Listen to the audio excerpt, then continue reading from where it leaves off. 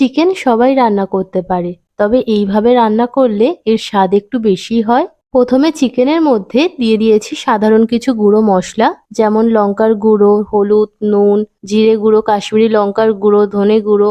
এখন দুটো পেঁয়াজ কেটে কিছুটা পেঁয়াজ কুচি চিকেনে দিলাম আর কিছুটা রেখে দিয়েছি, পরে কাজে লাগবে। দিয়ে দিলাম কয়েকটা ছেঁড়া কাঁচা লঙ্কা। এখন দুটো টমেটো ছোট ছোট করে কেটে নিচ্ছি।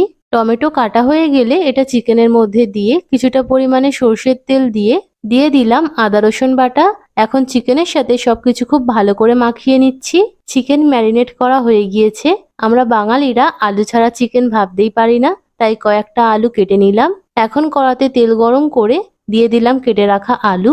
আলুর ওপর সামান্য নুন হলুদ দিয়ে আলুগুলো লাল করে ভেজে নিচ্ছি।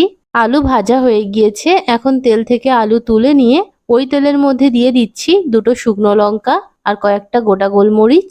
এখন অল্প পেঁয়াজ কুচি দিয়ে পেঁয়াজ হালকা লাল করে ভেজে নিয়ে দিয়ে দিলাম ম্যারিনেট করে রাখা চিকেন। চিকেন ভালো করে কষিয়ে নিয়ে দিয়ে দিলাম অল্প করে মশলা ধোয়া জল।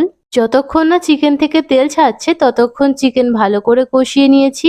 তারপরে ভেজে রাখা আলুগুলো দিয়ে একটু নাড়াচাড়া করে নিয়ে দিয়ে দিয়েছি পরিমাণ মতো জল।